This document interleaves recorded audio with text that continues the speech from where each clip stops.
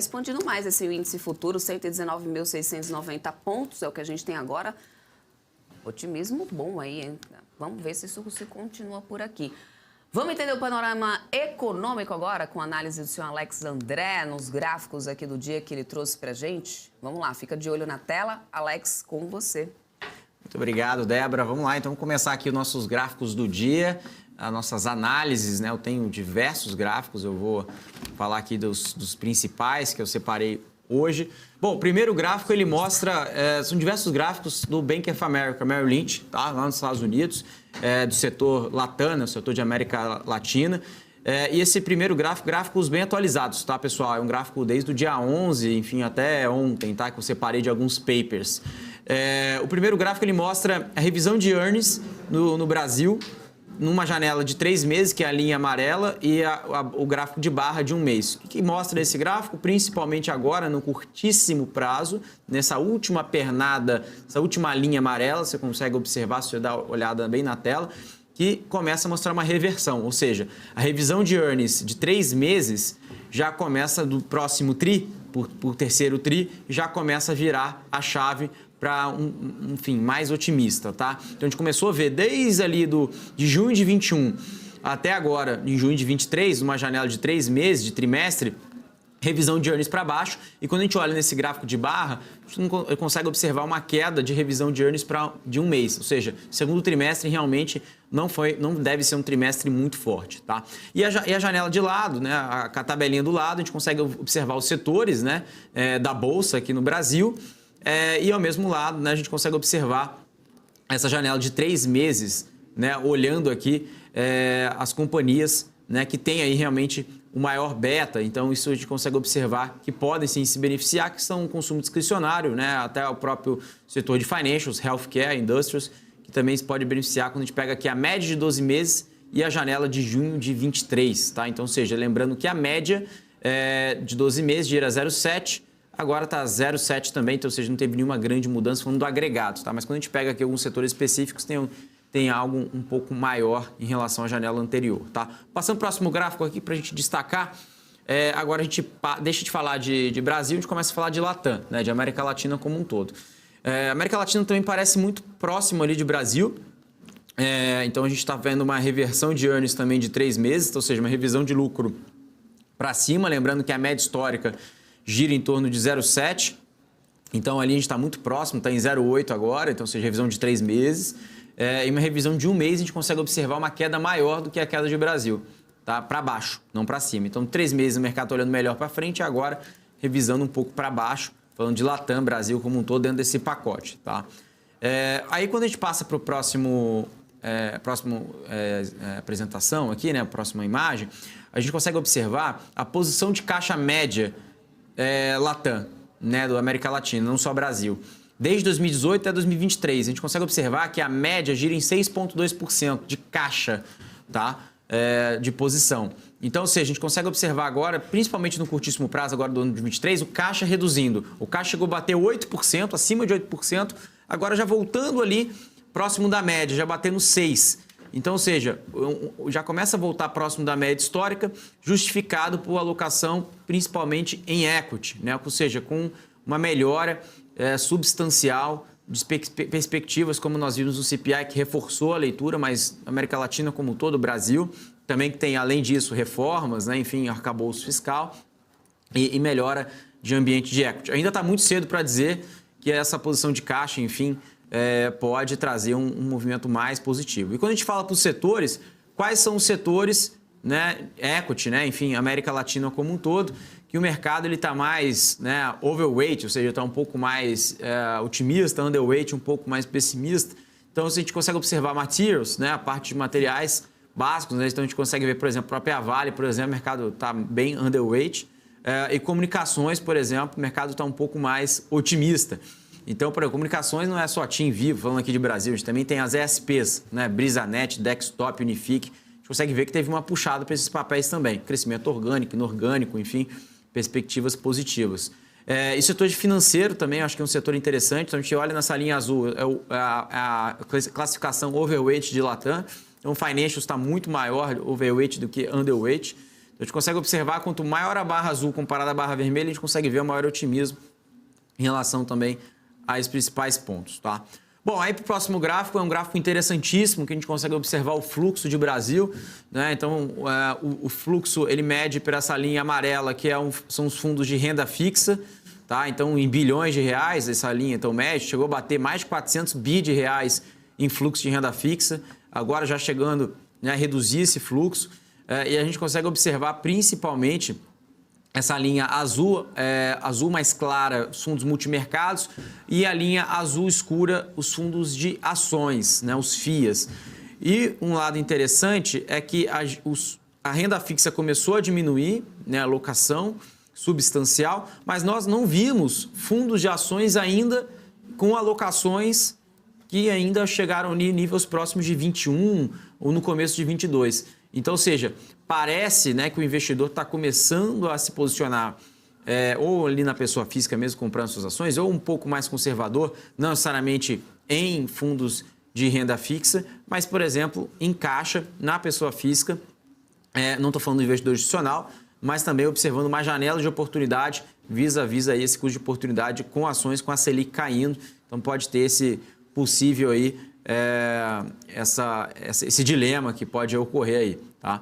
Bom, outro ponto importante que a gente começa a olhar o Latam, né, ou seja, valuation, né, valuation ali de América Latina, tanto o PI, né, o Price Earnings aí, né, preço sobre lucro do Ibovespa, está um segundo desvio padrão para baixo, contando com commodities, tá? Petro e Vale, tá? Que é o maior peso do Ibovespa. A gente está falando ali abaixo do segundo desvio padrão, bem abaixo da média, a gente está falando ali, tradando ali abaixo disso, né, da média histórica desde 2016, mas é muito claro, né, que quando a gente começa a observar o PI da Bolsa, o PI do Ibovespa, né, com 2 meses, né, forte, né, projetado, 12 meses, ajustado, ex-commodities, tirando Petro e Vale, a gente consegue observar que tem um desconto de 6% vis-a-vis o histórico. Então, ou seja, esse desconto diminuiu, olha que interessante ali, ó, chegou a bater no low de 2015 e agora voltou bem. Então, aí está muito próximo ali do primeiro desvio padrão. Enfim, falta fechar esse gap. Se realmente fechar, tem argumentos com Selic mais baixa, inflação, reformas, etc. Pode ter sim uma nova janela. Bom, a próxima tabelinha aqui eu vou comentar um pouco para vocês, que é uma tabelinha também do Bank of America, falando High Dividend Screen, que é basicamente os maiores pagadores de dividendos para 2023, de acordo com o Bank of America. Quais são as empresas que devem pagar mais dividendos, não só no Brasil, mas na América Latina, de acordo com o banco. De acordo com eles, Petrobras deve ser a maior pagadora de dividendos para esse ano, com 23%, 23,3% precisamente, de dividend yield projetado para 2023. Em segundo lugar fica a Ecopetrol, que é também uma empresa de petróleo, com 20,9% de dividend yield projetado. Tem o Bradespar aqui com 19%, aí o Banco de Chile, né, com 19%, aí tem vários, né? Tem CSN, temos Taesa também, entre 10% de dividend yield, BB Seguridade, Banco do Brasil, Minerva, Gerdau, Sanepar, Vale, olha, Vale também está aqui, ó, 8,4% de dividend yield projetado de acordo com eles, Engie e Banrisul fechando a lista com 7,9% e 7,4%, tá? Então, acho que é interessante. E lembrando, a média de performance year to date de todas essas empresas está falando de uma queda de 6%, mas lembrando, a empresa que tem mais entregado em relação a resultado até o momento dessa lista é Banco do Brasil, que subiu 40% year to date, e Petrobras em segundo lugar, que fica primeiro na lista também com dividend yield, subindo 21% year to date, tá? Tabelinha interessante para entender um pouco mais esse momento. Bom, próximo gráfico a gente vai falar um pouco mais sobre o otimismo do mercado americano. Então, ele mede aqui o número consecutivo de semanas que a gente fala aqui do Sentiment Tracker, ou seja, o sentimento do mercado, né?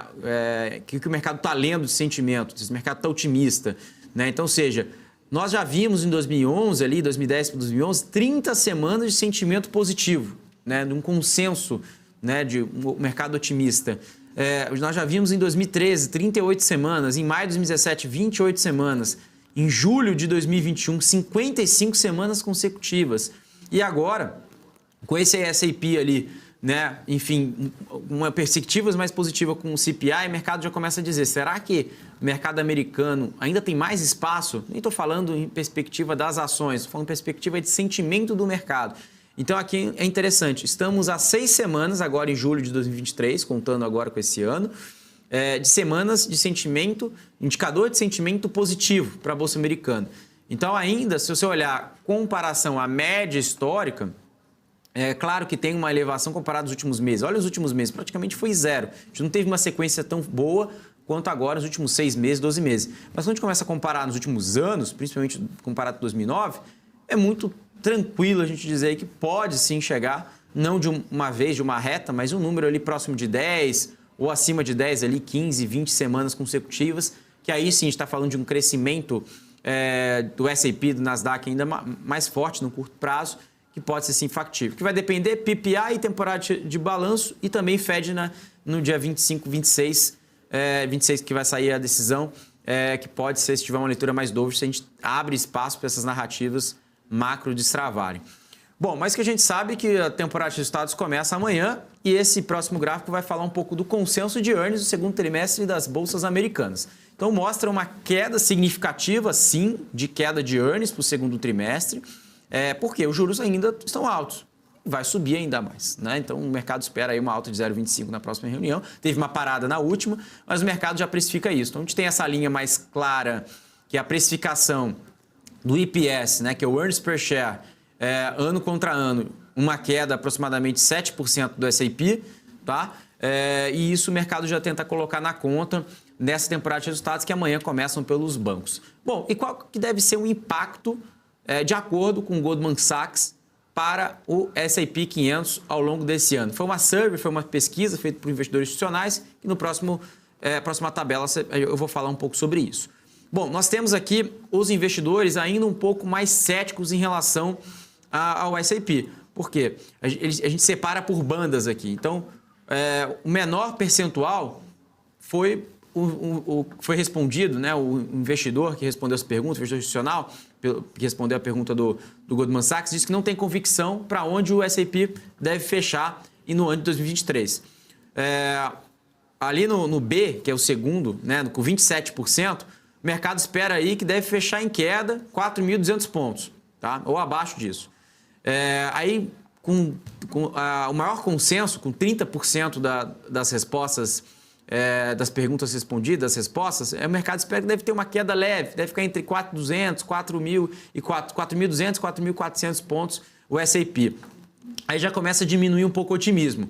No D, que é o range bound, né? Ou seja, que ali basicamente é onde está ali entre 4.400 e 4.600, é ali uma banda muito estável. O mercado espera que, com 19%, espera que não vai ter nenhuma mudança. No E, que é com 16% dos entrevistados responderam que deve fechar um pouquinho acima, com 4.600 a 4.750, e somente 5%, tem pouco otimista lá nos Estados Unidos, espera que deve fechar aí acima de 4.750 pontos. Então, ou seja, essa leitura do Goldman Sachs, né, da survey, essa pesquisa de investidores institucionais mostram que mesmo com o otimismo, né, enfim, de curto prazo com o CPI, o mercado está olhando que o juros vai ficar mais alto por mais tempo e deve ter mais 2 altas de juros. Isso deve ser não tão precificado assim, a precificar, eu digo, né, já foi tão precificado, então o mercado não vê aí pelo S&P uma alta tão relevante em relação a essa pesquisa.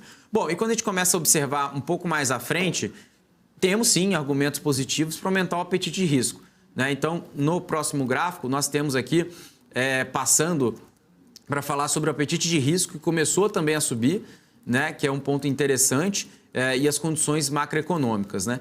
E essa tabela que é interessante, que mostra, né, claramente esse flow, né, de ações Latam, ou seja, começa a subir, que essa última tabela que eu coloquei aqui, exatamente essa tabela aí, que mostra o seguinte: nós temos aqui uma inflexão, uma saída de investidor estrangeiro no curto prazo aqui na B3. Mas olha o percentual, Débora. Débora, todo mundo está nos ouvindo aqui, nos assistindo. 1,38% da alocação do IOM, total dos fundos de equity globais, estão em Brasil. Então, ou seja, é muito baixo, tá? Então, ou seja, a gente está falando aqui de aproximadamente, year to date, fluxo net aqui de Brasil, com uma saída de 171 milhões de dólares. Então, ou seja, não é nada, né, comparado ao fluxo global. Mas sim é importante. Se nós tivermos aí em agosto né, todo o avanço da agenda política, né, de reforma tributária, arcabouço fiscal, todas as pautas importantes, podemos sim ter um fluxo um pouco melhor, marginal para o Brasil. Isso deve sim ajudar o Ibovespa e as ações em geral. Débora, falei bastante aqui, Débora, mas são gráficos importantes, né, que mostram o sentimento na Bolsa Americana, um pouco aqui de Brasil e sempre, claro, esses assuntos se conectam, né?